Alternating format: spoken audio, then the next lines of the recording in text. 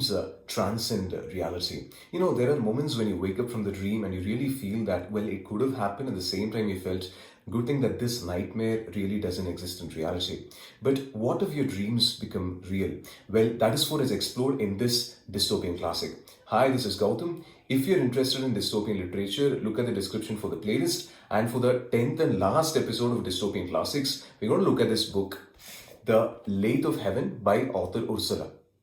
In this novel, protagonist George Orr consciously realizes that there are chances that some of his dreams might actually become real. And he's conceived by this problematic thought. What if he sleeps and he constructs a dream which is destructive for both, not just to him, but to the existing world? Hence, he, tries to take more and more anti-sleeping pills. He suffers from insomnia, and that gets him, into the hands of the government. The government says, you're taking pills beyond what is allocated to you, and you should be seeing a psychologist. Things take an interesting turn when he meets Dr. William Haber, that is psychologist William Haber.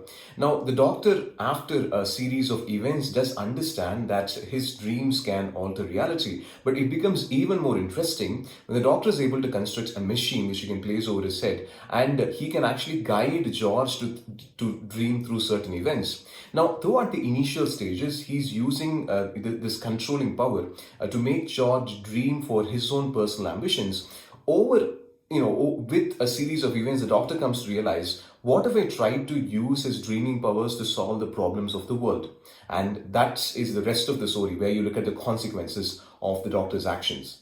The doctor decides to play God, and that is leading to several consequences. Every dystopian scenario is created when the so-called self-righteous good individual decides that he's going to solve one big problem or all the problems of the world in one masterstroke. And whenever you go for certain type of calculations, not just in the fictional world, but also in the real world, where you try to intend to solve a problem very, very harshly, that actually leads to terrible side effects, which are even more problematic than the solution which is provided. And that is what this particular novel is all about. For example, there is a dream which is going to alter reality, where you have a discussion. The doctor decides to solve the race problem. So the race problem gets solved, but how? Well, all the human beings are of the same skin color, and the skin color is gray.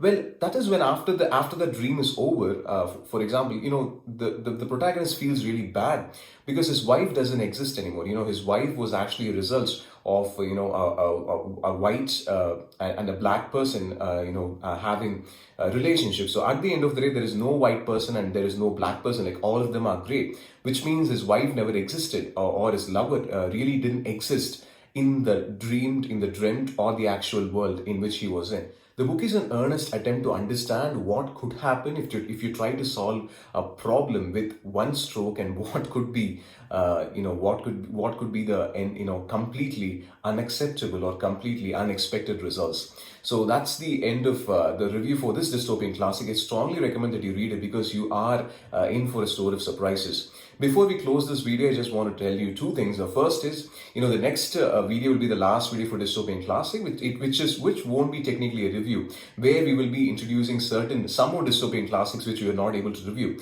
And second and final thing is, if you get a chance to make George dream something, what would you change in reality? Fine. So that's it for today. Meet you with this next video and the season finale for Dystopian Classics. Bye for now.